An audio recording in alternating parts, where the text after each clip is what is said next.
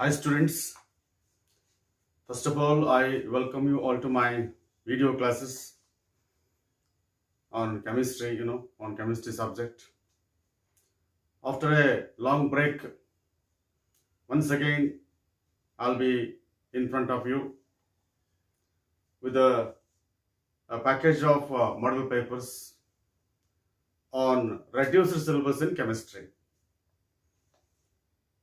Especially, this year, you know that 30% of syllabus is being deleted. So naturally, there will be some changes in the question paper pattern also. Actually, there will be no change in the question paper pattern here, but changes are there in the weightage given to the chapters. You know, 3 chapters are completely deleted from the syllabus. One, it is metallurgy. Second, it is chemistry in everyday life. Third, it is polymers. These 3 chapters are removed from the syllabus, and that is only for this year, right? And the marks of those 3 chapters will be distributed among the different chapters in chemistry. The 4 marks of metallurgy will be distributed to the that is coordination compounds chapter and P block elements chapter. Out of 4 marks, 1 mark extra weightage is given to the P block elements. 3 marks extra weightage is given to the coordination compounds.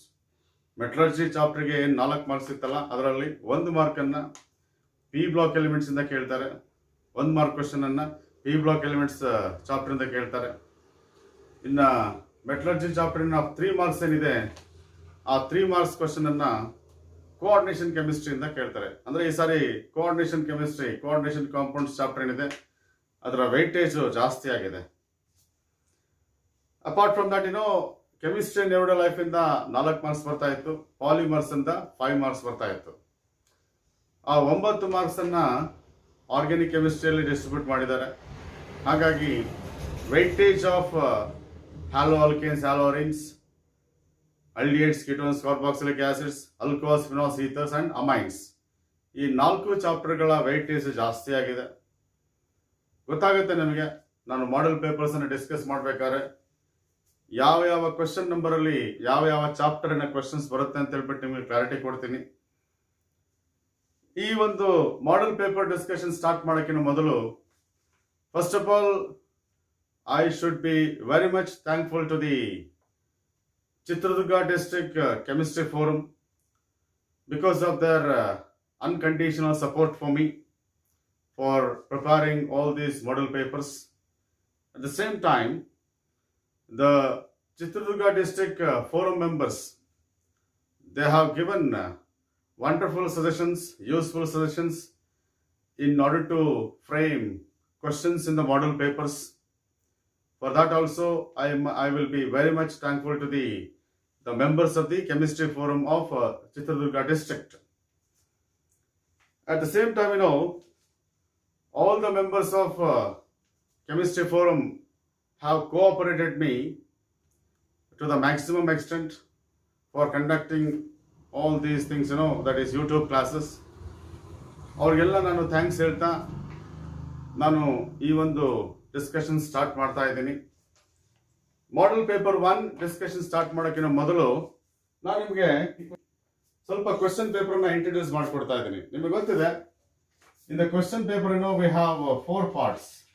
That is part A, then it is part B, then it is part C, then it is part D. These are the 4 parts in the question paper, and there will be 5 sections: section 1, section 2, section 3, section 4 and section 5.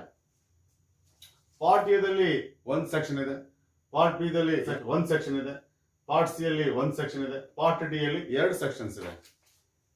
And this part A, that is section 1, is of course only 1 mark questions you can expect here, right? Only 1 mark questions, okay na? There will be 10 questions. Each question carries 1 mark, and that will be 10 marks weightage given to the part A of the question paper. So this is what we call it as in part A, you can expect question number 1 to question number 10. Question number 1 ಇಂದ question number 10 ವರೆಗೂ part A ದಲ್ಲಿ questions ಬರ್ತದೆ, ಓಕೆನಾ? ಪ್ರತಿ ಪ್ರಶ್ನೆಗೆ 1 mark. Part B ಅಲ್ಲಿ 2 marks ಪ್ರಶ್ನೆ ಬರ್ತದೆ, ರೈಟ್? 2 ಮಾರ್ಕಿನ 5 ಪ್ರಶ್ನೆಗಳನ್ನು ನೀವು ಆನ್ಸರ್ ಮಾಡಬೇಕು. ಪಾರ್ಟ್ ಬಿ ಅಲ್ಲಿ ಟೋಟಲ್ 8 ಪ್ರಶ್ನೆ ಬರ್ತದೆ, ರೈಟ್? ಟೋಟಲ್ ಇಲ್ಲಿ ಪಾರ್ಟ್ ಎ ದಲ್ಲಿ 10 ಪ್ರಶ್ನೆ ಬರ್ತದೆ, ರೈಟ್? ಎಲ್ಲ 10 ಪ್ರಶ್ನೆಗಳಿಗೆ ಉತ್ತರ ಮಾಡಬೇಕು. You should answer all the 10 questions. But in part B, there will be 8 questions. Out of 8 questions, you are supposed to answer 5 questions. Each question carries 2 marks, total 10 marks. Here, question number 11 to, yes, it is question number 18.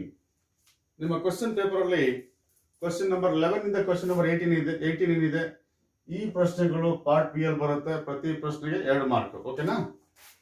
Part C, each question carries 3 marks and you are supposed to answer 5 questions. ಪ್ರತಿ ಪ್ರಶ್ನೆಗೆ 3 ಅಂಕಗಳು. ನೀವು 5 ಪ್ರಶ್ನೆಗಳನ್ನು answer ಮಾಡಬೇಕು. That is total 15 marks for part C, that is section 3. ಇಲ್ಲಿ part C ಅಲ್ಲಿ question number 19 ಇಂದ, yes it is question number 26 ವರೆಗೂ part C ಅಲ್ಲಿ questions ಇರ್ತದೆ. ಇಲ್ಲಿ ಮತ್ತೆ ನಿಮಗೆ 8 ಪ್ರಶ್ನೆಗಳನ್ನು ಕೇಳ್ತಾರೆ. Total 8 questions you can expect in part C. Out of 8 questions you are supposed to answer only 5. And of course it will be completely meant for inorganic chemistry. In this section, questions from inorganic chemistry will be asked. As far as section 4 of part D is concerned, each question carries 5 marks and you are supposed to answer 3 questions. Total 15 marks for section 4 of part D. And here it is question number 27 in the question number 31. Total 5 questions. 5 questions ಅಲ್ಲಿ ನೀವು 3 questions answer ಮಾಡಬೇಕು. ಪ್ರತಿ ಪ್ರಶ್ನೆಗೆ 5 marks. And this section is completely fixed for physical chemistry. And you can expect questions from physical chemistry from this particular section 4 of part D. ಆಗ್ಬೋದಲ್ಲ? 5 ಪ್ರಶ್ನೆ ಕೇಳ್ಕೊಡ್ತಾರೆ. 3 ಪ್ರಶ್ನೆಗಳನ್ನ answer ಮಾಡಬೇಕು. ಪ್ರತಿ ಪ್ರಶ್ನೆಗೆ 5 ಅಂಕ. In section 5, that is each question carries 5 marks. You are supposed to answer 4 questions. Total 20 marks for the section 5. Your question number 42 to question number 37. Section 5 ಅಲ್ಲಿ question number 32 ಇಂದ question number 37 ವರೆಗೂ ನಿಮಗೆ chemistry questions ಬರ್ತದೆ, right? ಇಲ್ಲಿ total ನಿಮಗೆ 6 questions ಇರ್ತದೆ. ಆ 6 questions ಅಲ್ಲಿ ನೀವು 4 ಪ್ರಶ್ನೆಗಳಿಗೆ ಆನ್ಸರ್ ಮಾಡಬೇಕು. And it will be fixed for organic chemistry. Only the questions from organic chemistry can be expected from this particular section 5 of part D. Totally 70 marks. Yes, it is question paper, right? And of course there will be 37 questions. Total number of questions in the question paper will be 37. 18 plus 26 and of course 31 plus 6, 37.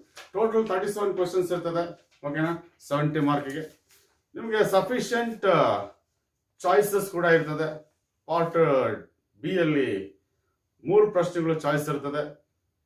Part C ಅಲ್ಲಿ 3 ಪ್ರಶ್ನೆಗಳು choice ಇರ್ತದೆ. Part D section 4 ಅಲ್ಲಿ 2 ಪ್ರಶ್ನೆಗಳು choice ಇರ್ತದೆ. Section 5 ಅಲ್ಲಿ ನಿಮಗೆ ಮತ್ತೆ 2 ಪ್ರಶ್ನೆಗಳು ಚಾಯ್ಸ್ ಇರ್ತದೆ. ಹಾಗಾಗಿ ಚಾಯ್ಸ್ ಇರೋದ್ರಿಂದ ನೀವು ಈಸಿಯಾಗಿ ನಿಮ್ಮ ಎಕ್ಸಾಮಿನೇಷನ್ಗೆ ಪ್ಲಾನ್ ಮಾಡಿಕೊಂಡು ಚೆನ್ನಾಗಿ ಮಾರ್ಕ್ಸ್ ತೆಗಿಬಹುದು. ಇಲ್ಲಿ ಈ ಒಂದು ಮಾಡೆಲ್ ಪೇಪರ್ ಡಿಸ್ಕಷನ್ ನಾನಂತ ಹೇಳ್ತಾ ಇದ್ದೀನಿ. ಈ ಮಾಡೆಲ್ ಪೇಪರ್ಸ್ ಡಿಸ್ಕಷನ್ ಮಾಡೋಕ್ಕಿಂತ ಮೊದಲು ಸ್ವಲ್ಪ ಈ ಮಾಡೆಲ್ ಪೇಪರ್ಸ್ ಬಗ್ಗೆ ಸ್ವಲ್ಪ ಹೇಳ್ತೀನಿ ನಿಮಗೆ. ನಾನು ಹೇಳ್ತಾ ಇದ್ದೆ I am going to discuss 4 model papers on reduced chemistry syllabus for this year. So what I did here, I distributed the possible questions among these 4 question papers without repetition. ಯಾವುದೇ ಪ್ರಶ್ನೆ repeat ಆಗೋ ರೀತಿಯಲ್ಲಿ ನಾನು 4 question papers ಅಲ್ಲಿ possible questions ಅನ್ನ ನಾನು 4 question papers ಅಲ್ಲಿ distribute ಮಾಡಿದ್ದೀನಿ. ಜೊತೆಗೆ ಇಲ್ಲಿ ನಾನೇನ್ ಮಾಡ್ತೀನಿ ಅಂದ್ರೆ ಕ್ವೆಶ್ಚನ್ ಪೇಪರ್ ಡಿಸ್ಕಸ್ ಮಾಡಬೇಕಾದ್ರೆ ಪ್ರಶ್ನೆಗೆ ಉತ್ತರನ ಮಾತ್ರ ಹೇಳ್ತೇನೆ. ಒಂದು ಪ್ರಶ್ನೆಗೆ ಒಂದು ಉತ್ತರ ಹೇಳ್ತೀನಿ ಬಿಡಿ, ಜೊತೆಗೆ ಆ ಉತ್ತರದಲ್ಲಿ ಏನಾದರೂ ಕೆಲವು ಇಂಪಾರ್ಟೆಂಟ್ ಕಾನ್ಸೆಪ್ಟ್ಸ್ ಅನ್ನ ನಿಮಗೆ ಕನ್ವಿನ್ಸ್ ಮಾಡೋದಾಗಿದ್ರೆ ಅದನ್ನು ಕನ್ವಿನ್ಸ್ ಮಾಡ್ತೀನಿ. ಆ ಒಂದು ಉತ್ತರದಲ್ಲಿ ಏನಾದರೂ ಬೇರೆ ರೀತಿಯ ಪ್ರಶ್ನೆಗಳು ಕೇಳೋ ಸಾಧ್ಯತೆ ಇದ್ರೆ ಅದನ್ನು ಕೂಡ ನಿಮಗೆ ಹೇಳ್ತೀನಿ. ಹಾಗಾಗಿ so you need to follow the discussion, of each model paper so that you can be confident of facing annual examination. ಇಂಥ ಒಂದು ಸ್ಥಿತಿಯಲ್ಲಿ ನಿಮಗೆ ಅನ್ಯುವಲ್ ಎಕ್ಸಾಮಿನೇಷನ್ ಅನ್ನ ಫೇಸ್ ಮಾಡಲಿಕ್ಕೆ ಕಾನ್ಫಿಡೆನ್ಸ್ ಬೇಕು ಅಂದ್ರೆ ಸ್ವಲ್ಪ ಈ ಒಂದು ಡಿಸ್ಕಷನ್ಸ್ ಅನ್ನ ಕರೆಕ್ಟ್ ಆಗಿ ಫಾಲೋ ಮಾಡಿದ್ರೆ ಒಳ್ಳೇದಾಗತ್ತೆ. ಇದ್ರ ಜೊತೆಗೆ ನಿಮ್ಮ ಅಡಿಷನಲ್ ಪ್ರಿಪರೇಷನ್ಸ್ ಅನ್ನ ನೀವು ಮಾಡ್ಕೋಬಹುದು, ಏನ್ ತೊಂದರೆ ಇಲ್ಲ. ಬಟ್ ಈ 4 ಮಾಡೆಲ್ ಪೇಪರ್ಸ್ ಅಲ್ಲಿ ನಿಮಗೆ ಪಾಸಿಬಲ್ ಕ್ವೆಶ್ಚನ್ಸ್ ಅನ್ನ ನಿಮಗೆ ಟ್ರೈ ಮಾಡ್ತಿದ್ದೀನಿ ನಾನು. ಓಕೆನಾ? ಎಷ್ಟು ಸಾಧ್ಯನೋ ಅಷ್ಟು ಪಾಸಿಬಲ್ ಕ್ವೆಶ್ಚನ್ಸ್ ಅನ್ನ ನಾನು ಡಿಸ್ಕಸ್ ಮಾಡ್ತಿದ್ದೀನಿ. ಓಕೆನಾ? ಜೊತೆಗೆ ಇನ್ನೊಂದೇನಪ್ಪಾ ಅಂತ ಹೇಳಿದ್ರೆ ಈ ಒಂದು ಡಿಸ್ಕಷನ್ ಏನಿದೆ, ಮಾಡೆಲ್ ಪೇಪರ್ ಡಿಸ್ಕಷನ್ ಏನಿದೆ, ಇದಕ್ಕೆ ಸಂಬಂಧಪಟ್ಟಂತ ನೋಟ್ಸ್ ಅಂದ್ರೆ PDF ಫಾರ್ಮೆಟ್ ಅಲ್ಲಿ ನಿಮಗೆ ಈ ಒಂದು ವಿಡಿಯೋ ಡಿಸ್ಕ್ರಿಪ್ಷನ್ ಬಾಕ್ಸ್ ಅಲ್ಲಿ ನಾನು ನಿಮಗೆ ಹಾಕಿರ್ತೀನಿ. ಅದನ್ನ ನೀವು ಒಂದು ಲಿಂಕ್ ಅನ್ನು ಕೊಡ್ತೀನಿ. ಆ ಲಿಂಕ್ ಅನ್ನು ಬಳಸ್ಕೊಂಡು ನೀವು ಆ ನೋಟ್ಸ್ ಅನ್ನು ಕೂಡ ಡೌನ್ಲೋಡ್ ಮಾಡ್ಕೊಂಡು ನೀವು ಬೇಕಾದ್ರೆ ವಿಡಿಯೋವನ್ನು ವಾಚ್ ಮಾಡಬಹುದು, ಏನ್ ತೊಂದರೆ ಇಲ್ಲ.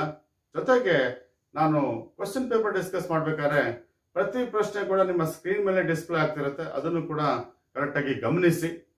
ಆದಷ್ಟು ಈ ಒಂದು ಪ್ರಯತ್ನ ಏನಿದೆ, ನನ್ನ ಪ್ರಯತ್ನ ಜೊತೆಗೆ ನಮ್ಮ ಕೆಮಿಸ್ಟ್ರಿ ಫೋರಮಿನ ಪ್ರಯತ್ನ ಏನಿದೆ ಅದನ್ನ ಸದುಪಯೋಗ ಮಾಡ್ಕೊಳ್ಳಿ ಅಂತ ಹೇಳ್ತಾ ಈ ಒಂದು ಡಿಸ್ಕಷನ್ ಅನ್ನ ಸ್ಟಾರ್ಟ್ ಮಾಡ್ತಾ ಇದ್ದೀನಿ. That is model paper 1 on reduced chemistry syllabus, right?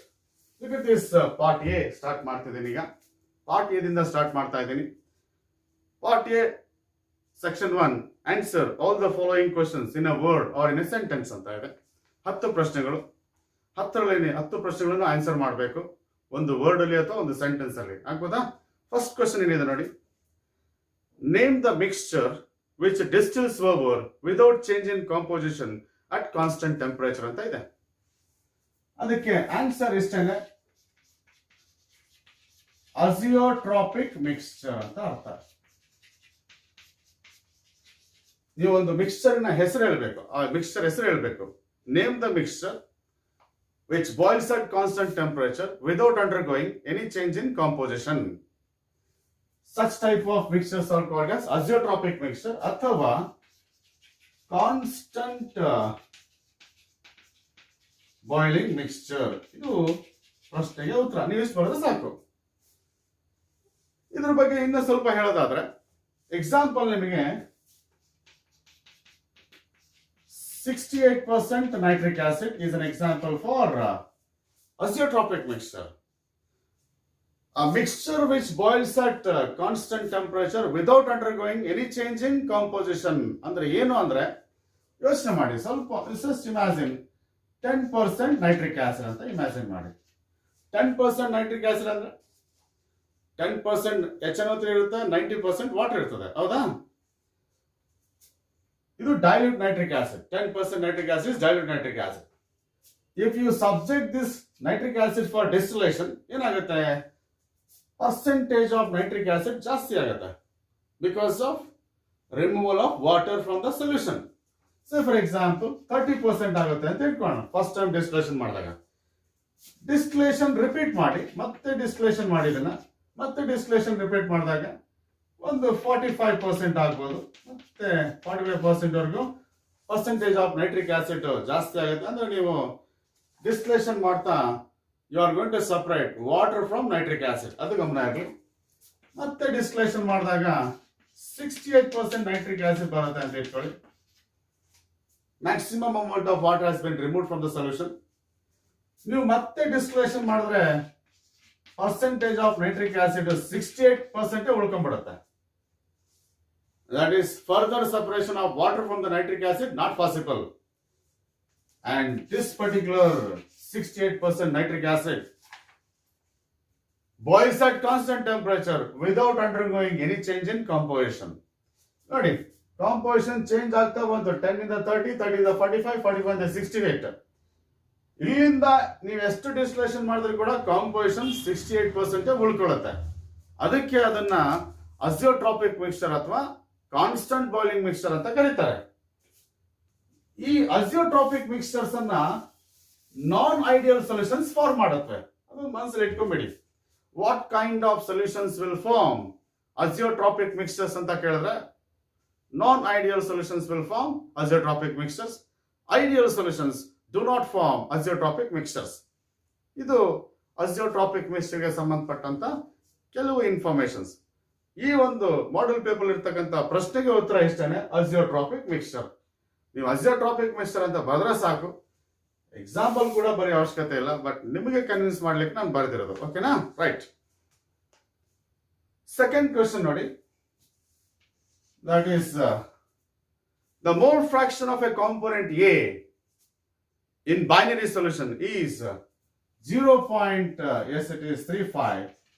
This is mole fraction of component A.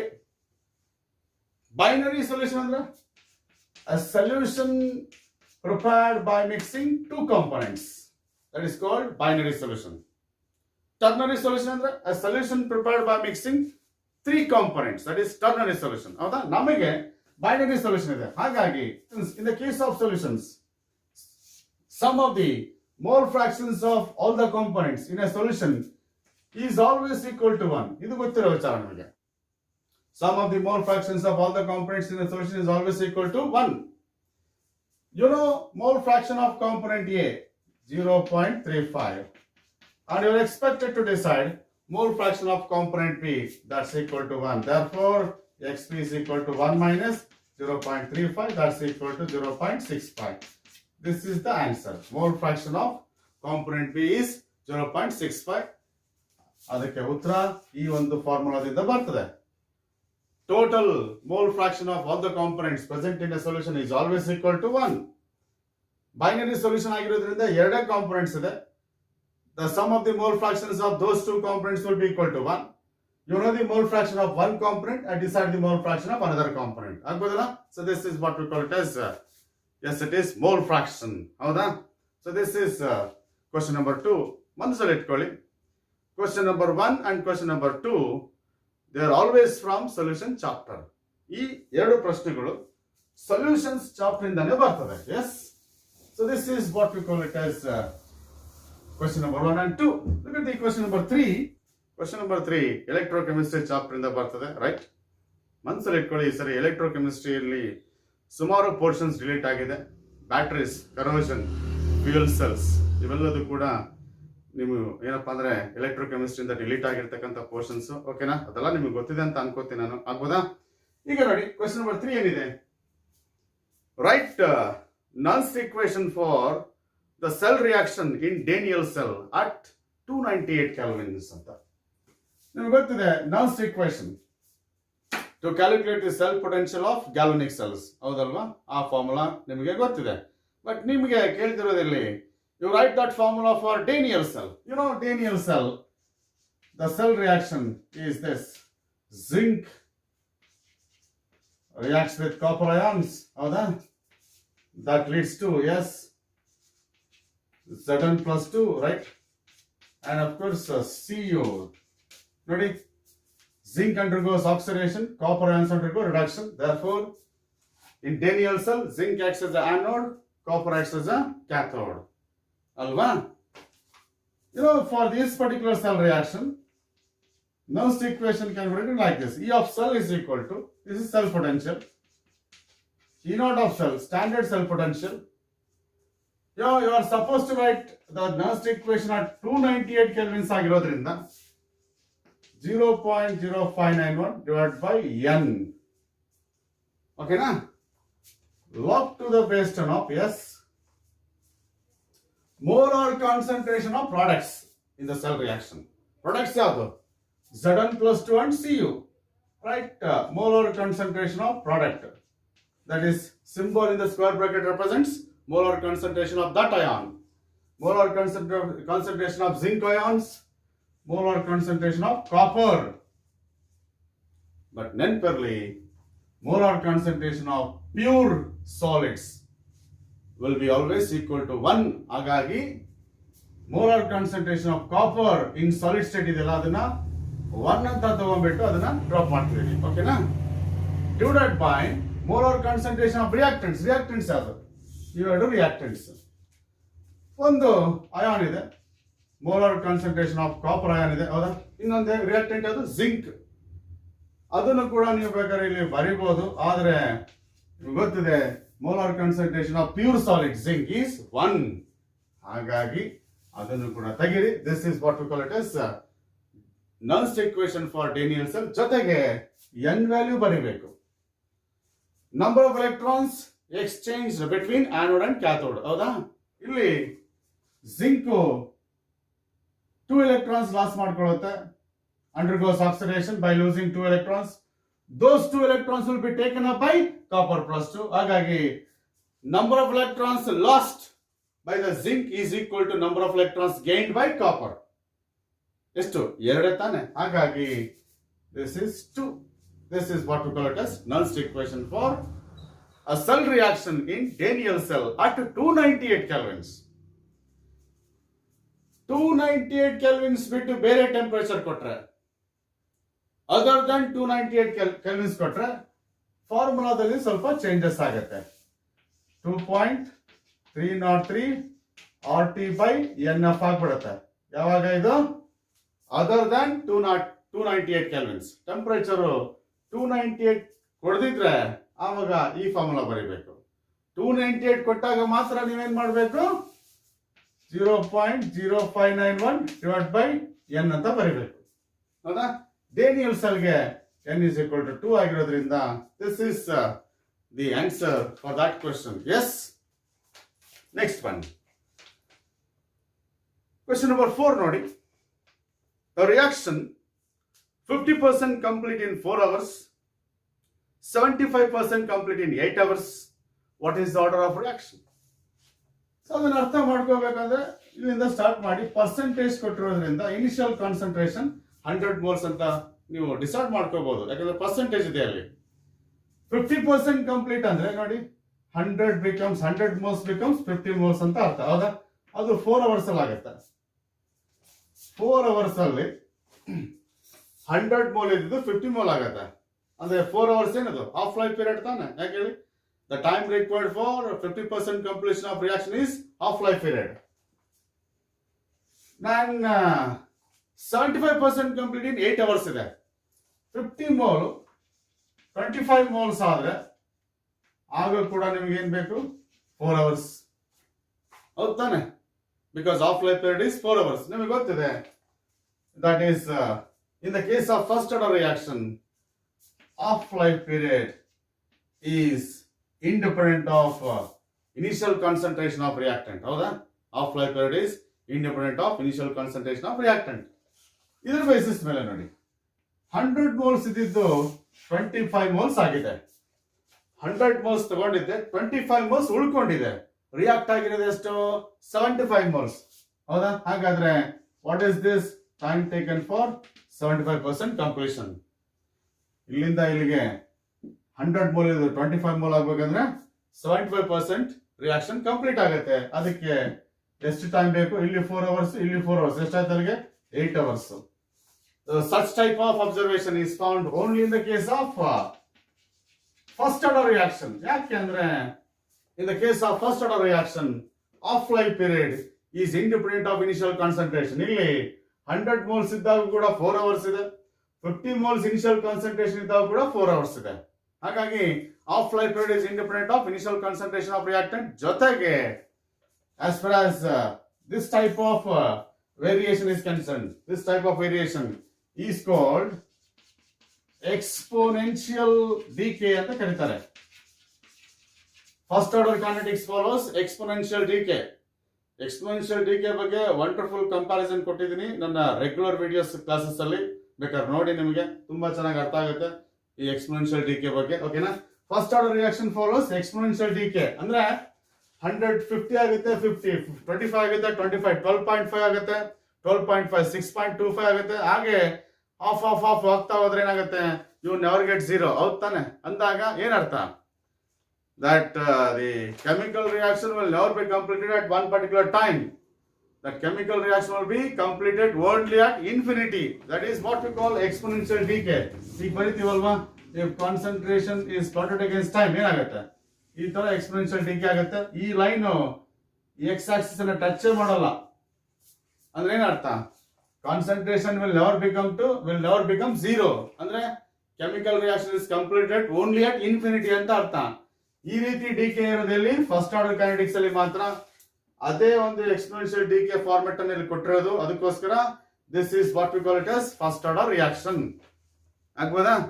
Zero order ಅಲ್ಲಿ ಹಾಗಲ್ಲ.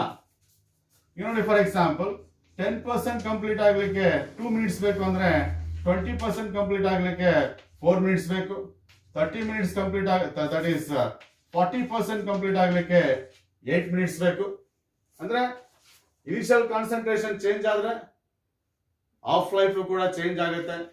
ನಿಮ್ಗೆ ಗೊತ್ತಲ್ಲ, ಝೀರೋ ಆರ್ಡರ್ ರಿಯಾಕ್ಷನ್ ಅಲ್ಲಿ half life is directly proportional to as it is initial concentration ಅಂತ ಹೇಳಿ.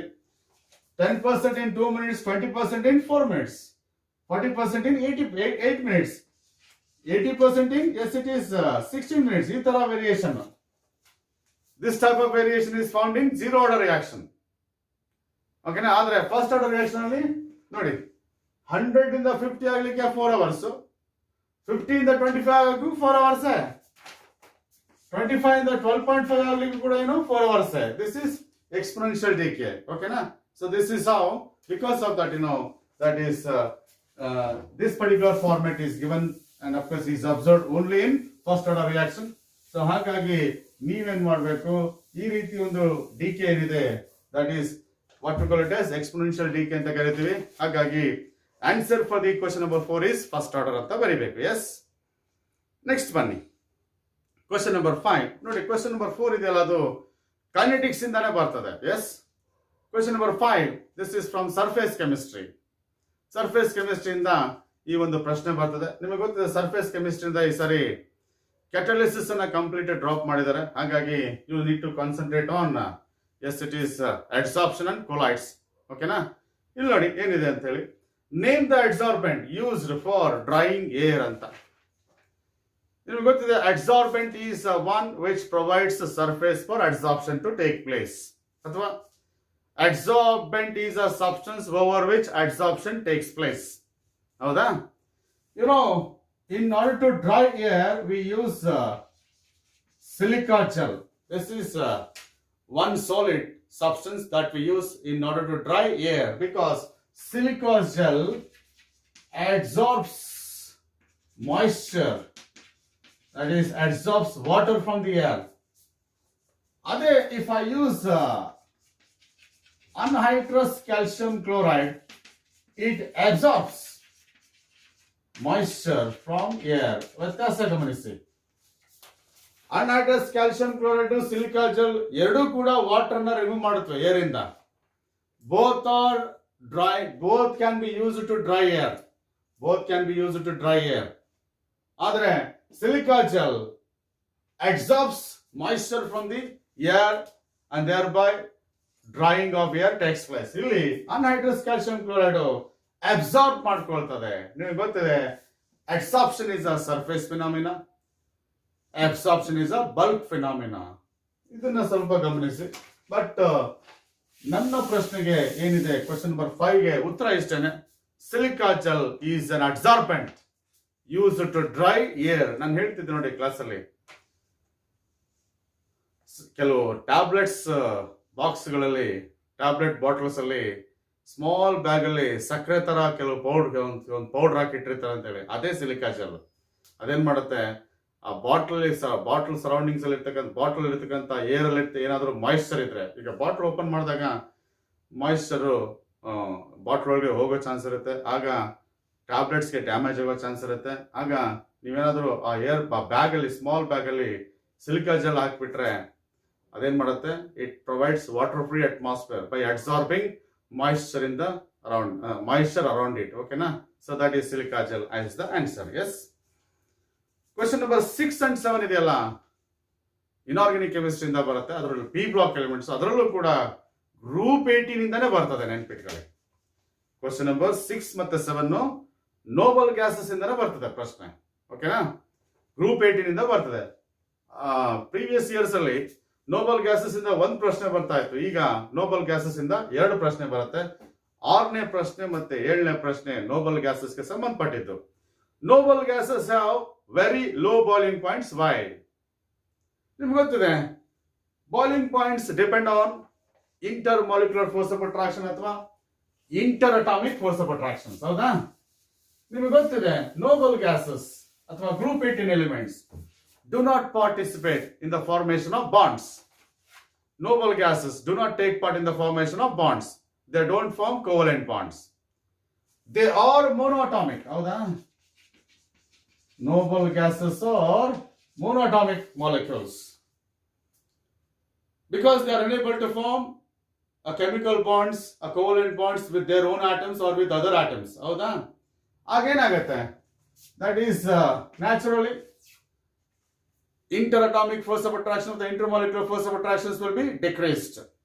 Because of that, noble gases, being monoatomic molecules, they are characterized by weak dispersive forces. They are characterized by weak dispersive forces. Hagagi, their boiling points will be low. And why they don't take part in chemical bonding? They are characterized by stable NS2P6 configuration in their valence shell. Highly stable octet configuration ಅನ್ನು ನಾವು noble gases ಅಲ್ಲಿ ನೋಡ್ತೀವಿ. ಅದಕ್ಕೋಸ್ಕರ, and they don't take part in covalent bonding. At the same time, noble gases are characterized by high ionization enthalpy. ಹೌದು ತಾನೆ? We can't easily remove electrons from noble gases. ಹೌದಾ? ಹಾಗಾಗಿ they don't take part in bonding and therefore they are monoatomic molecules involving weak dispersive forces. Because of that, their boiling points will be low. That is question number 6 ಆಯ್ತು. 7 ನೋಡಿ, one more question from noble gases. Mention another reactant which reacts with xenon to form XePtF6. This is the first compound of noble gases prepared by Neil Bartlett. First compound of noble gases prepared by Neil Bartlett. This particular compound he prepared by mixing xenon with platinum hexafluoride. When xenon reacts with platinum hexafluoride, you are going to get xenon platinum hexafluoride. ಇಲ್ಲಿ ಗಮನಿಸಬೇಕು, Xe has got +1 charge, PtF6 has got -1 charge. PtF6 is going to remove electron from xenon. Thereby xenon gets +1 state, PtF6 gets -1 state. Charge of the PtF6 is -1. On the basis of this, I can say that oxidation number of platinum here is 5 plus 5. Calculate ಮಾಡಿ ನೀವು. Oxidation number of platinum ಎಷ್ಟಾಗುತ್ತೆ? +5 ಆಗುತ್ತೆ. Yes, this is what we call it as the first compound of noble gases prepared by Neil Bartlett. It can be prepared by mixing xenon with platinum hexafluoride. ನಿಮ್ಮ answer ಇಷ್ಟೇನೆ. Just mention ಮಾಡಿ PtF6 name ಕೇಳಿದ್ರೆ platinum hexafluoride. Its name is platinum hexafluoride. ಓಕೆನಾ? ನಿಮ್ಗೆ ಇಷ್ಟ ಇಲ್ಲಿ answer PtF6. ಓಕೆನಾ? Next 8ನೇ ಪ್ರಶ್ನೆ ನೋಡಿ, ಪಾರ್ಟ್ ಎ ದಲ್ಲಿ, and it is always from hello alkanes. ಇಲ್ಲಿ ಈ ವರ್ಷ ಆ 8ನೇ ಪ್ರಶ್ನೆ ಹ್ಯಾಲೋ ಆಲ್ಕೇನ್ಸ್ ಇಂದಾನೆ ಬರ್ತದೆ, ಮನಸ್ಸಲ್ಲಿ ಇಟ್ಕೊಳ್ಳಿ. ಎಸ್, 1 ಮಾರ್ಕ್ ಪ್ರಶ್ನೆ. Identify geminal dihalide in the following. ನಿಮ್ಗೆ ಗೊತ್ತಿದೆ, ಡೈಹಲೈಡ್ಸ್ ಅಲ್ಲಿ 2 ತರ ಇದೆ, ಜೆಮಿನಲ್ ಡೈಹಲೈಡ್ಸ್ ಅಂಡ್ ವಿಸಿನಲ್ ಡೈಹಲೈಡ್ಸ್ ಅಂತ ಹೇಳಿ. ಜೆಮಿನಲ್ ಡೈಹಲೈಡ್ಸ್ ಅಲ್ಲಿ 2 halogen atoms are attached to the same carbon. Vicinal dihalides ಅಲ್ಲಿ 2 halogen atoms are attached to the adjacent carbon atoms. ಇಲ್ಲಿ ನಿಮಗೆ ನೇಮ್ಸ್ ಅನ್ನ ಕೊಟ್ಟಿದ್ದಾರೆ. ಇಥಿಲಿಡೀನ್ ಕ್ಲೋರೈಡ್ ಅಂತ, ಇನ್ನೊಂದು ಇಥೈಲಿನ್ ಡೈಕ್ಲೋರೈಡ್ ಅಂತ ಹೇಳಿ. ನಾಮೆನ್ಕ್ಲೇಚರ್ ಬೇಸಿಸ್ ಮೇಲೆ ಡಿಸೈಡ್ ಮಾಡಬಹುದು ನೀವು which is geminal or vicinal ಅಂತ ಹೇಳಿ. ಯಾಕಂದ್ರೆ geminal dihalides are named as alkylidine halides ಅಂತೇಳಿ. Geminal dihalides are named as alkylidine halides. ಇಲ್ಲಿ ಇಥಿಲಿಡೀನ್ ಕ್ಲೋರೈಡ್ ಹೇಗಿರುತ್ತೆ ಅಂದ್ರೆ CH3 CHCl C ಈ ತರ ಇರ್ತದೆ. ಇದು ಇಥಿಲಿಡೀನ್ ಕ್ಲೋರೈಡ್. ಪ್ರೊಪೈಲಿಡೀನ್ ಕ್ಲೋರೈಡ್ ಅಂದ್ರೆ ಈ ತರ ಇರುತ್ತೆ ನೋಡಿ, CH3 CH2. ಇದು ಪ್ರೊಪೈಲಿಡೀನ್ ಕ್ಲೋರೈಡ್. ಅಂದ್ರೆ ಅಲ್ಕೈಲಿಡೀನ್ ಹ್ಯಾಲೈಡ್ಸ್ ಆರ್ ಜೆಮಿನಲ್ ಡೈಹ್ಯಾಲೈಡ್ಸ್. ಇಥಿಲೀನ್ ಡೈಕ್ಲೋರೈಡ್ ಅಥವಾ ಅಲ್ಕೈಲಿನ್ ಹ್ಯಾಲೈಡ್ಸ್ ಏನಿದೆ, ಡೈಹ್ಯಾಲೈಡ್ಸ್, ಅಲ್ಕೈಲಿನ್ ಡೈಹ್ಯಾಲೈಡ್ಸ್ ಏನಿದೆ, this name is used to represent, yes it is vicinal dihalides. Ethylene dichloride is like this. This is ethylene dichloride. ಹಾಗಾಗಿ ಇಲ್ಲಿ ಎರಡು ಕ್ಲೋರಿನ್ ಆಟಮ್ಸ್ ಒಂದೇ ಕಾರ್ಬನ್ ಕನೆಕ್ಟ್ ಆಗಿರೋದು ಇದು ಜೆಮಿನಲ್. ಇದು ಎರಡು chlorine atoms adjacent carbon atom connect ಆಗಿರೋದು ಇದು ವಿಸಿನಲ್ ಆಗುತ್ತೆ. ಹಾಗಾಗಿ ನಿಮ್ಮ ಉತ್ತರ ಇಲ್ಲಿ ಇಥೈಲಿಡೀನ್ ಕ್ಲೋರೈಡ್. ಇಡೀನ್ ಅಂತ ಏನು ಎಂಡ್ ಆಗುತ್ತಲ್ವಾ, ಅದು ಜೆಮಿನಲ್ಗೆ ಸಂಬಂಧಪಟ್ಟಿದ್ದು. ಇಥಿಲೀನ್ ಡೈಹಲೈಡ್ ಇದೆಯಲ್ಲ, ಇಥಿಲೀನ್ ಡೈಕ್ಲೋರೈಡ್ ಇದೆಯಲ್ಲ, ಲಿಡೀನ್ ಇಲ್ಲ ನೋಡಿ ಇಲ್ಲಿ, ಇಥಿಲೀನ್ ಡೈಕ್ಲೋರೈಡ್ ಅದು ವಿಸಿನಲ್. ಅದನ್ನ ಸ್ವಲ್ಪ ಗಮನಿಸಿದ್ರೆ ಒಳ್ಳೇದು. ಓಕೆನಾ? ಇದು ನಿಮ್ಮ NCERT ಬುಕ್ ಅಲ್ಲಿ ಇದೆ, ಅದಕ್ಕೋಸ್ಕರ ಈ ಪ್ರಶ್ನೆ ಕೇಳಿದೆ ನಾನು. ಓಕೆನಾ? 8ನೇ ಪ್ರಶ್ನೆ ಹ್ಯಾಲೋ ಆಲ್ಕೆನ್ಸ್ಗೆ ಸಂಬಂಧಪಟ್ಟಿದ್ದು. ಓಕೆನಾ? ಈಗ 9ನೇ ಪ್ರಶ್ನೆ, this can be expected, this will be from aldehydes, ketones and carboxylic acids ಇಂದ ಬರ್ತದೆ. ಒಂದು ಸಿಂಪಲ್ ಈಕ್ವೇಶನ್ ಕೊಟ್ಟಿದ್ದಾರೆ. Yes, just observe that this is the simple equation. Acetone reacts with NH2OH. This is acetone is hydroxylamine, one of the ammonia derivatives. ಹೌದಾ? ನಿಮಗೆ ಗೊತ್ತಿದೆ ammonia derivatives ಕಾರ್ಬೊನಿಲ್ compounds ಜೊತೆ ಹೇಗೆ react ಆಗುತ್ತೆ ಅಂತ ಹೇಳಿ. Removal of water takes place. This leads to, yes it is the class of organic compounds called oximes. Hydroxylamine condensed with carbonyl compounds like acetone to form oxime. This is acetone oxime ಅಂತ ಕರೀತೀವಿ. ಇದನ್ನ acetone ಆಕ್ಸೈಮ್ ಅಂತ ಕರೀತೀವಿ. ಇಲ್ಲಿ ಇಷ್ಟೇ ನೀವು ಬರೀಬೇಕಾಗಿರೋದು. ಈ equation complete ಮಾಡಬೇಕು. ಅವರು ರಿಯಾಕ್ಟೆಂಟ್ಸ್ ಕೊಟ್ಟಿದ್ದಾರೆ, ನೀವು ಪ್ರೊಡಕ್ಟ್ಸ್ ಅನ್ನ ಬರೀಬೇಕು. ಇಷ್ಟು ಬರೆದ್ರೆ ಸಾಕು. ಇದರ ಹೆಸರು ಅಸಿಟೋನ್ ಆಕ್ಸೈಮ್. ಕೆಲವು ಸರಿ ಈ ತರ ಕೇಳ್ತಾರೆ, name the product formed when carbonyl compounds react with hydroxylamine ಅಂತೇಳಿ. ಆಗ ನೀವು ಆಕ್ಸೈಮ್ಸ್ ಅಂತ ಬರೀಬೇಕು. ಅದೇ ರೀತಿ carbonyl compounds react with hydrazine, ಅದು ಬರುತ್ತಲ್ವಾ ಈ ರಿಯಾಕ್ಷನ್ಸ್ ಅಲ್ಲಿ, ಆವಾಗ ನಿಮಗೆ ಹೈಡ್ರೋಜನ್ಸ್ ಬರುತ್ತೆ. Carbonyl compounds reacts with phenyl hydrazines, then you are going to get phenyl hydrogens. Carbonyl compounds react with semicarbazide, then you are going to get semicarbazone. ಸ್ವಲ್ಪ products names ಅನ್ನ ಗಮನಿಸಿ. ಓಕೆನಾ? ಒಂದೊಂದು ಮಾರ್ಕ್ಸ್ಗೆ ಪ್ರಶ್ನೆಗಳನ್ನ ಕೇಳಬಹುದು. ಎಸ್, ನೆಕ್ಸ್ಟ್ ಬನ್ನಿ question number 10 ನೋಡಿ.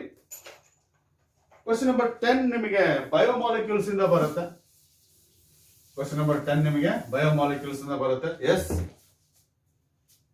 name the sugar moiety present in DNA. No, DNA is a nucleic acid, howda? And as far as nucleic acids are concerned, nucleic acids are made up of, here, that is sugar, base, and then it is phosphoric acid, howda? These are the three important components involved in the construction of DNA molecule athwa nucleic acids. You know, we have two types of DNA molecule, nucleic acids, howda? DNA and RNA, howda? And of course, as far as sugar is concerned, in DNA athwa in nucleic acids, you know, we have pentose sugar is involved in the formation of nucleic acids. One is beta D ribose, one of the pentose sugar. Another is, yes it is beta D2 deoxyribose. These are the two sugar units involved in the formation of nucleic acids. Beta D ribose is involved in the formation of RNA. beta D 2-deoxyribose is involved in the formation of DNA. ಇದನ್ನ ಸ್ವಲ್ಪ ಗಮನಿಸಬೇಕು. Beta ಇರೋದ್ರಿಂದ this is first carbon, this is second carbon, this is third carbon, this is fourth carbon, this is fifth carbon. ಇಲ್ಲಿ beta ಇರೋದ್ರಿಂದ OH group should be above the plane. And of course it's a D isomer S. And of course here it is OH group. Here it is OH group. Okay na? ಇಲ್ಲಿ ನಿಮಗೆ H ಇರ್ತದೆ, ಇಲ್ಲಿ ನಿಮಗೆ H ಇರ್ತದೆ, and of course ಇಲ್ಲಿ fifth carbon CH2OH ಇರ್ತದೆ.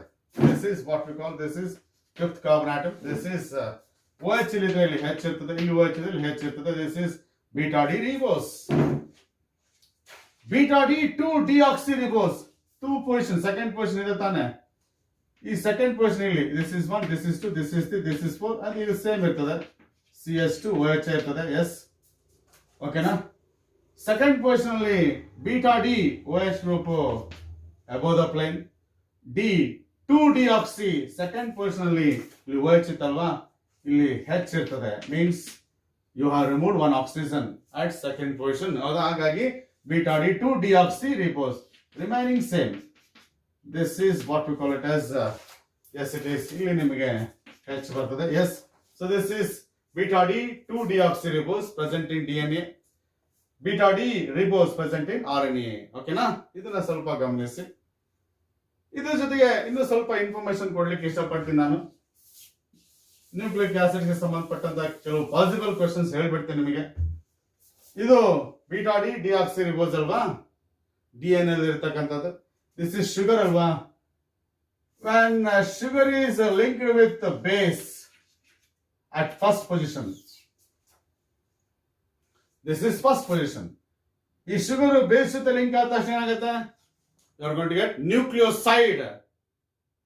when sugar combines with base, base ಅಂದ್ರೆ adenine, guanine, cytosine, thymine. DNA ದಲ್ಲಿ adenine, guanine, cytosine, thymine ಇರುತ್ತೆ.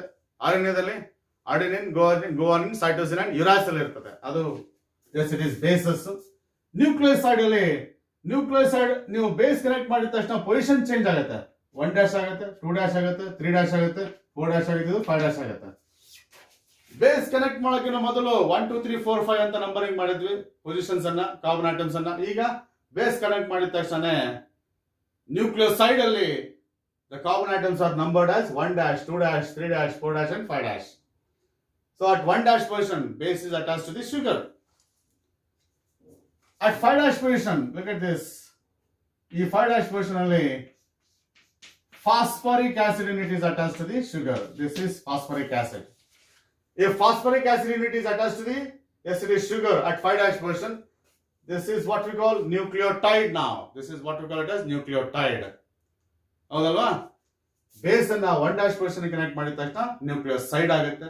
ಹೌದಾ? ನ್ಯೂಕ್ಲಿಯೋಸೈಡ್ ಗೆ ಫಾಸ್ಫರಿಕ್ ಆಸಿಡ್ ಕನೆಕ್ಟ್ ಮಾಡಿದ್ರೆ ನ್ಯೂಕ್ಲಿಯೋಟೈಡ್ ಆಗುತ್ತೆ. ಎಸ್, ಸ್ವಲ್ಪ ಇದನ್ನ ಗಮನಿಸಿ. ಓಕೆನಾ? Right. These are the 10 questions from part A. These are the 10 questions from part A of the question paper. Yes. ನೀವು ಈ ಮಾಡೆಲ್ ಪೇಪರ್ ಡಿಸ್ಕಷನ್ ಫಾಲೋ ಮಾಡೋದ್ರ ಜೊತೆಗೆ ಏನ್ ಗಮನಿಸಬೇಕು ಅಂದ್ರೆ, ಯಾವ ಚಾಪ್ಟರ್ಸ್ ಇಂದ ಪ್ರಶ್ನೆಗಳು, ಯಾವ ಕ್ವಶನ್ ನಂಬರ್ ಬಂದಿದೆ, ಯಾವ ಕ್ವಶನ್ ನಂಬರ್ ಅಲ್ಲಿ ಬಂದಿದೆ ಅದನ್ನ ಗಮನಿಸಬೇಕು. S.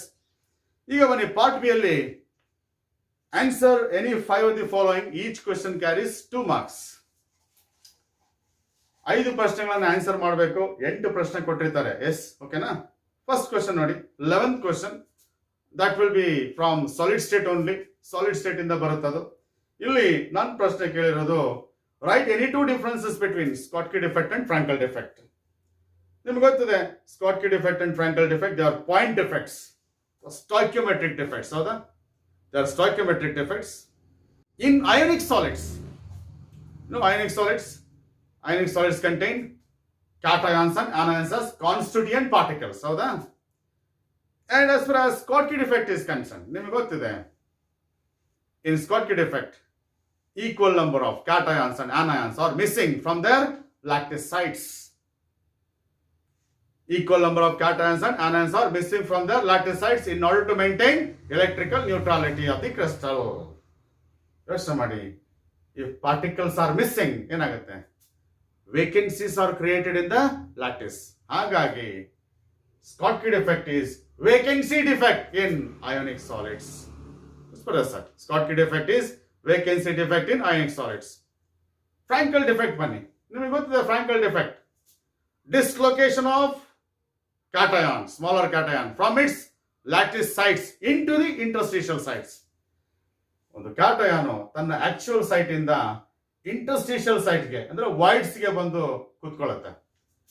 That is what call Frenkel defect. That is dislocation of smaller cation from its lattice site in to the interstitial site. ಹಾಗಾಗಿ Frenkel defect is interstitial defect in ionic solids ಅಂತ ಕರಿತೀವಿ. Next ಮಾಡ್ಕೊಳ್ಳಿ, Schottky defect ಅಲ್ಲಿ particles are missing, means mass of the crystal decreases, therefore density decreases. Hagagi Schottky defect results in decrease in density. Frankel defect, particles are not missing, simply they are going to change their position within the crystal. Crystal ಒಳಗಡೆನೆ ಆ cations ಅವುಗಳ ಜಾಗಗಳನ್ನ ಬದಲಾಯಿಸುತ್ತವೆ. ಅವುಗಳ actual site ಇಂದ interstitial site ಗೆ ಬಂದು ಕೂತ್ಕೊಳ್ಳೋದು. ಯಾಕೆಂದ್ರೆ that is they are small cations. ಹೌದಾ? ಹಾಗಾಗಿ no change in the mass of the crystal, therefore Frankel defect has no effect on density. ಇವೆರಡು ಪಾಯಿಂಟ್ಸ್ ತುಂಬಾನೇ ಇಂಪಾರ್ಟೆಂಟ್ ನಮಗೆ as far as Frankel defect and Schottky defect are concerned. ಓಕೆನಾ? Schottky defect decreases density of a crystal. Frankel defect has no effect on density. As far as Schottky defect is concerned, Schottky defect is possible if there is a small difference in size of the cation and anion. This is cation, howda? Look at this anion. Remember that the anions are relatively bigger than cations. This is what we call it as cations are surrounded by anions. Anions are surrounded by cations. ಹೌದಾ? ಇಲ್ಲಿ ನೋಡಿ, size of cation, size of onion ನೋಡಿ ವ್ಯತ್ಯಾಸ ತುಂಬಾ ಕಡಿಮೆ ಇದೆ. ಇಲ್ಲಿ ನೋಡಿ, ಇದು ಕ್ಯಾಟಯಾನ್, ಇದು ಆನಯಾನ್. ಹೌದಾ? ನೋಡಿ ಇಲ್ಲಿ there is a large difference in size of the cation and anion. ಹೌದಲ್ವಾ? ಅಂದ್ರೆ ಯೋಚನೆ ಮಾಡಿ, cation is very small that can occupy interstitial site. ಹಾಗಾಗಿ if there is a large difference in size of cation and anion, then Frankel defect takes place.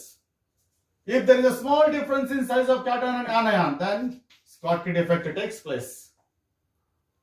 Because of that, here ನೋಡಿ, coordination number is 5, here coordination number is 3. ಅಂದ್ರೆ Schottky defect is found in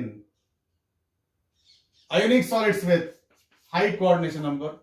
Frankel defect is found in ionic solids with low coordination number. ಇಷ್ಟು differences ಅನ್ನು ನೀವು ಬೇಕಾದ್ರೆ note ಮಾಡ್ಕೋಬಹುದು. S, ಇಲ್ಲಿ examples ಬೇಕಾದ್ರೆ ಬರ್ಕೋಬಹುದು. KCl, NaCl, KBr, these are all the examples for Schottky defect. ಇಲ್ಲಿ AgCl, ZnS, AgI. ಯಾಕಂದ್ರೆ cation ತುಂಬಾ ಚಿಕ್ಕದಿರಬೇಕು, ಆನಿಯನ್ ತುಂಬಾ ದೊಡ್ಡದಿರಬೇಕು. This is small cation surrounded by big anions. There is a large difference in size of cation and anion. There is a small difference in size of cation and anion. Because of that, coordination number is more here, coordination number is less here. That will be found in this is found in Frankel defect. This will be in Schottky defect. ವ್ಯತ್ಯಾಸ ಎಲ್ಲ ನೀಟಾಗಿ ಕೊಟ್ಟಿದ್ದೀನಿ PDF ಅಲ್ಲಿ, ಅದನ್ನ correct ಆಗಿ follow ಮಾಡಿ. ಆಗ್ಬೋದಲ್ಲ? So this is what we call differences between Frankel defect and Schottky defect. Yes. Now we'll see that question number 12 here. Yes. Question number 12 is of course from electrochemistry chapter. 12ನೇ ಪ್ರಶ್ನೆ electrochemistry ಇಂದ ಬರ್ತದೆ. ಓಕೆನಾ? ನೋಡಿ, electrochemistry part A ದಲ್ಲಿ ಒಂದು ಪ್ರಶ್ನೆ ಬಂದಿತ್ತು. ಈಗ ಪಾರ್ಟ್ ಬಿ ಅಲ್ಲಿ ಮತ್ತೊಂದು ಪ್ರಶ್ನೆ ಬರ್ತಾ ಇದೆ.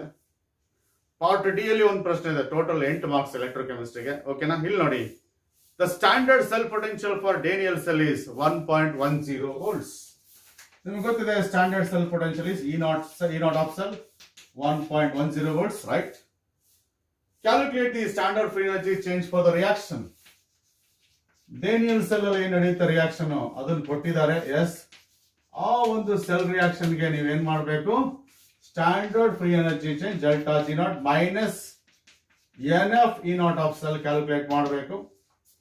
N andre number of electrons exchanged between anode and cathode is equal to 2 because 1 mole of Zn loses 2 moles of electrons. 1 mole of copper plus against 2 moles of electrons. ಆಗಲೇ ಹೇಳಿದೆ ನಿಮಗೆ F is Faraday's constant 96,500 coulombs.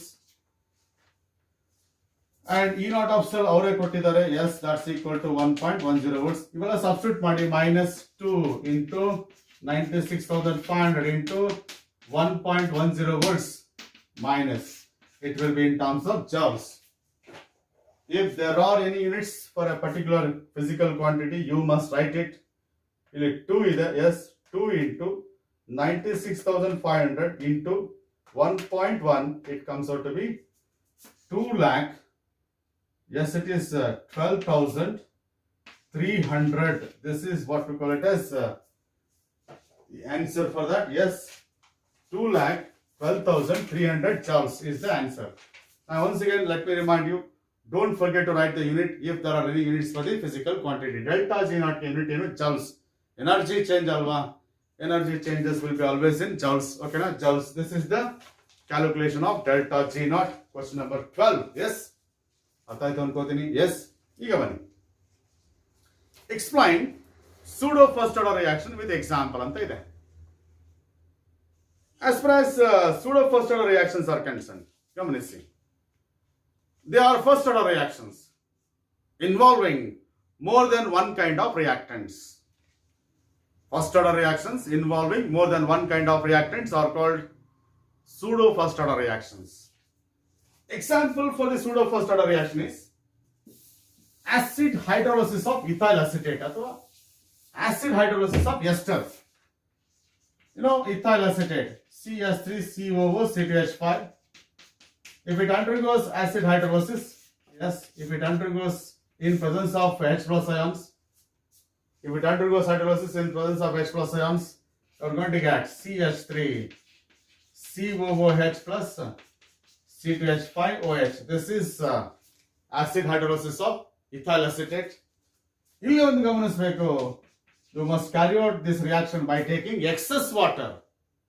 ಆಗೇನಾಗುತ್ತೆ, rate of reaction is equal to K into CH3 COO C2H5 to the power 1 H2O to the power 0 ಆಗುತ್ತೆ. ನೀವು example ಇಷ್ಟು ಬರೆದ್ರೆ ಸಾಕು ಅಷ್ಟೇ.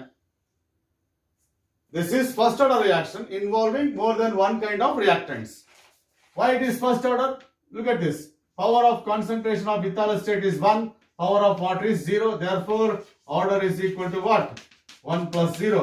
Two reactants idru kuda order 1 ಇದೆ. ಅದಕ್ಕೋಸ್ಕರ ಇದು pseudo first order reaction. ಒಂದು ಗಮನ ಇಟ್ಕೊಳ್ಳಿ. Actually, this reaction is second order reaction.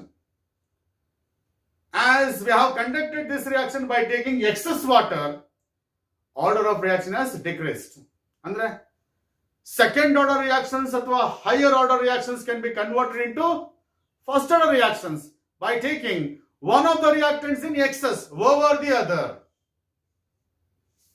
Here, water is taken in excess over the ethyl acetate. Therefore, rate of reaction is independent of molar concentration of water that is taken in excess.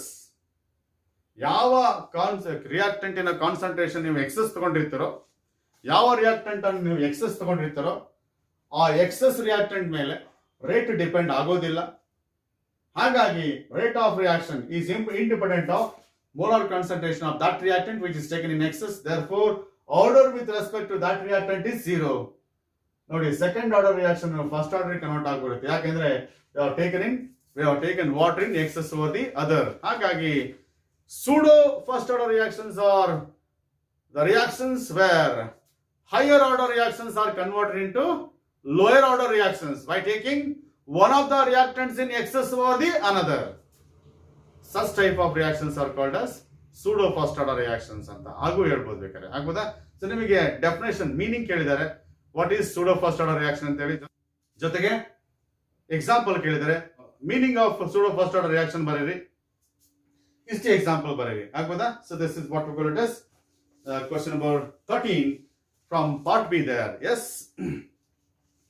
Question number 14 ನೋಡಿ, it is always from D block elements. And of course D block ಅಲ್ಲಿ ನಿಮಗೆ ಗೊತ್ತಿದೆ D block elements ಮತ್ತೆ F block elements ಇದೆ. ಹಾಗಾಗಿ question number 14 is fixed for lanthanides and actinides. ಹಾಗಾಗಿ ಅದು ಗಮನಿಸಿ, 14ನೇ ಪ್ರಶ್ನೆ ಲ್ಯಾಂಥನೈಡ್ಸ್ ಇಂದ ಬರುತ್ತೆ, ಇಲ್ಲಾಂದ್ರೆ ಆಕ್ಟಿನೈಡ್ಸ್ ಇಂದ ಬರುತ್ತೆ. Actinide contraction is greater from element to element ಅಂತ ನಿಮಗೆ ಗೊತ್ತಿದೆ. ಲ್ಯಾಂಥನೈಡ್ ಕಾಂಟ್ರಾಕ್ಷನ್ ಮತ್ತೆ ಆಕ್ಟಿನೈಡ್ ಕಾಂಟ್ರಾಕ್ಷನ್ ಅಂತ ನೀವು ನೋಡಿದ್ದೀರಾ. ಲ್ಯಾಂಥನೈಡ್ ಕಾಂಟ್ರಾಕ್ಷನ್ ಅಂದ್ರೆ decrease, regular decrease in size of the lanthanide atoms or ions with increase in atomic number. As atomic number increases, atomic size or ionic size decreases regularly. That is what we call lanthanide contraction. So also decrease in atomic or ionic size of actinides with increase in atomic number, that is called actinide contraction.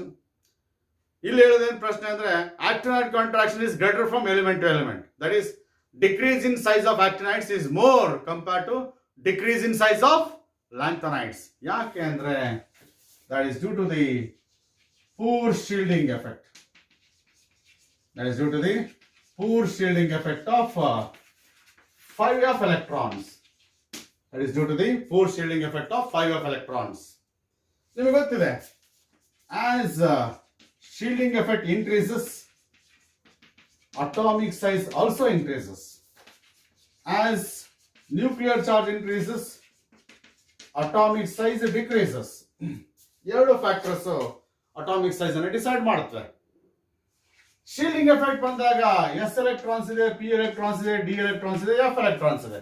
Shielding effect of S is greater than P, P is greater than D, D is greater than F. Shielding effect of F is very, very weak. Therefore, ಅದರಲ್ಲೂ 5f electrons, shielding effect is very, very weak. ನೋಡಿ, as the shielding effect increases, atomic size increases. As the shielding effect decreases, atomic size also decreases. ಹೌದು ತಾನೆ? ಇಲ್ಲಿ shielding effect of 5 electrons weak ಅಲ್ವಾ? Poor shielding effect of 5f electrons ಅಲ್ವಾ? Shielding effect ಕಡಿಮೆ ಆದ್ರೆ nuclear charge dominate ಆಗುತ್ತೆ. If nuclear charge increases, size of atom decreases. ಹಾಗಾಗಿ the actinide contraction is greater from element to element compared to lanthanide contraction because of the poor shielding effect caused by 5f electrons. First of all, the shielding effect of f electrons will be very, very weak. Shielding effect of 5f electrons is weaker than shielding effect of 4f electrons. ಮತ್ತೆ ಹಾಗಾಗಿ actinide contraction lanthanide contraction compare ಮಾಡಿದ್ರೆ ಜಾಸ್ತಿ ಇರ್ತದೆ ಅಂತ. ಓಕೆನಾ? So this is what we call it as, ನಿಮ್ಮ answer ಇಷ್ಟೇನೆ, due to the poor shielding effect of 5f electrons ಅಂತ ಆದ್ರೆ ಸಾಕು. ಎಸ್, ಈಗ ಬನ್ನಿ, ಸೀರಿಯಂ ಎಕ್ಸಿಬಿಟ್ಸ್ +4 ಸ್ಟೇಟ್ ಅಂತ ಇದೆ. ನಿಮ್ಗೆ ಗೊತ್ತಿದೆ cerium belongs to lanthanides. Most common oxidation state of lanthanides is to +3. Most common oxidation state of lanthanides is to +3. ಒಂದ್ಸರಿ ಕೇಳ್ತಾರೆ, what is the most common oxidation state of lanthanides ಅಂತ ಹೇಳಿ +3 ಅಂತ ಬರೀಬೇಕು. ಆದ್ರೆ ಸೀರಿಯಂ +4 ಇದೆ.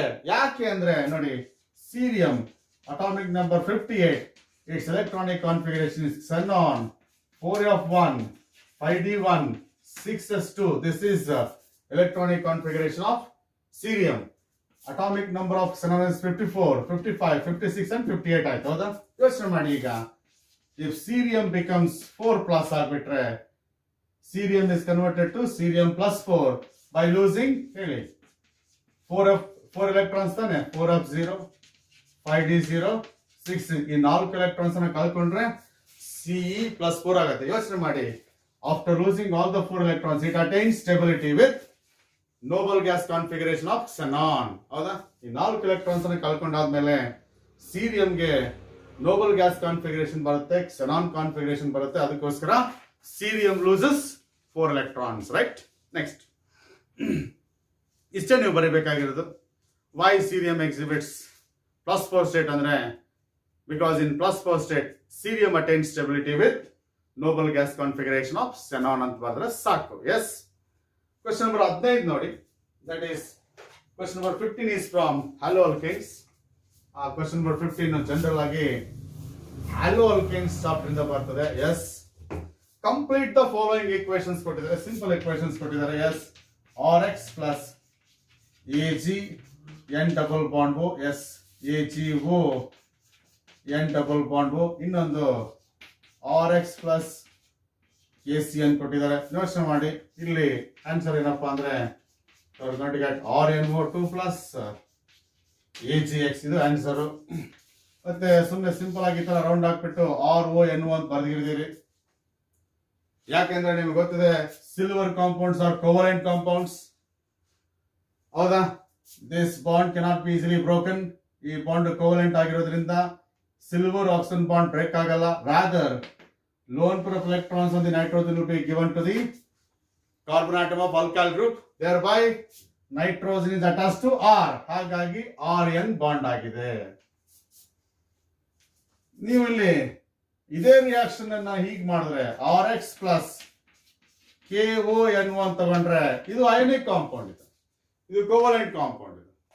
ಈ ಅಯೋನಿಕ್ ಕಾಂಪೌಂಡ್ ಏನ್ ಮಾಡುತ್ತೆ, ನೀಟಾಗಿ ನೈಟ್ರೈಟ್ಸ್ ಅನ್ನ ಪ್ರೊಡ್ಯೂಸ್ ಮಾಡುತ್ತೆ. ಆಗ you're going to get RNO plus KX. Ionic compound ಈಸಿಯಾಗಿ ನೈಟ್ರೈಟ್ ಅನ್ನ ಪ್ರೊಡ್ಯೂಸ್ ಮಾಡುತ್ತೆ. ಇದು ಕೋವಲೆಂಟ್ ಕಾಂಪೌಂಡ್, ನೈಟ್ರೈಟ್ಸ್ ಅನ್ನ ಪ್ರೊಡ್ಯೂಸ್ ಮಾಡೋದಿಲ್ಲ. Instead nitrogen attach to carbon and you are going to get nitro alkane. ಹೌದಾ? ಇಲ್ಲಿ ಅಲ್ಕೈಲ್ ನೈಟ್ರೈಟ್ ಬರುತ್ತೆ. ಎಸ್, ಹಾಗೆ ನೋಡಿ RX reacts with KCN. KCN ಏನು ಅಯೋನಿಕ್ ಕಾಂಪೌಂಡ್ ತಾನೆ, K plus and Cn minus. Ionic compound easily produces Cn minus ions. Cn minus will be attached to R group and you are going to get RCN plus KX. ಹೌದಾ? ಅದೇ RX AgCN ಜೊತೆ combine ಆದ್ರೆ ಏನ್ ಬರುತ್ತೆ, you are going to get RNC plus AgX ಆಗುತ್ತೆ. ಹೌದಾ? Silver compounds ಕೇಸಲ್ಲಿ ನಾವು ಎಕ್ಸ್ಪೆಕ್ಟ್ ಮಾಡಿದ ಆಗೋದಿಲ್ಲ, ಅನ್ಎಕ್ಸ್ಪೆಕ್ಟೆಡ್ ಆಗುತ್ತೆ. ಹೌದಾ? ನೋಡಿ, ಇದು ಕೋವಲೆಂಟ್ ಬಾಂಡ್, ಇದು ಬ್ರೇಕ್ ಆಗಲ್ಲ. ಇದು ಕೋವಲೆಂಟ್ ಬಾಂಡ್, ಇದು silver compounds are covalent compounds. ಹಾಗಾಗಿ lone prop electrons on the nitrogen will be given to the R, then nitrogen is attached to R. So ಹಾಗಾಗಿ RNC ಐಸೋಸೈನೇಟ್. ನೀವು ಇದ್ರ ಬಗ್ಗೆ regular class ಅಲ್ಲಿ definite ಆಗಿ detail ಆಗಿ discuss ಮಾಡಿರ್ತೀರಾ. But ಇಲ್ಲಿ ಬರೀ ಕಂಪ್ಲೀಟ್ ದ ಫಾಲೋಯಿಂಗ್ ಈಕ್ವೇಶನ್ಸ್ ಅಂತ ಕೇಳಿರೋದ್ರಿಂದ ನಾನು ಇಷ್ಟನ್ನು ಮಾತ್ರ ಹೇಳ್ತೀನಿ. ಈಗ ಆಗ್ಬೋದಲ್ಲ? ಎಸ್, ದಿಸ್ ಇಸ್ ವಾಟ್ ನಿಮಗೆ ಕೇಳಿರೋದು, ಈ ಪ್ರಶ್ನೆ ಮತ್ತೆ ಈ ಪ್ರಶ್ನೆ. ಹೌದಾ? ಸೊ ಅದು ಇದನ್ನ ನಾನು ಇದಕ್ಕೆ ಕಂಪೇರ್ ಮಾಡ್ತಿದ್ದೀನಿ, ಇದನ್ನ ನಾನು ಇದಕ್ಕೆ ಕಂಪೇರ್ ಮಾಡ್ತೀನಿ. ಯಾಕಂದ್ರೆ ಈ ತರನು ಪ್ರಶ್ನೆ ಕೇಳ್ಬೋದಲ್ವಾ? ಹಾಗಾಗಿ yes, that is next one.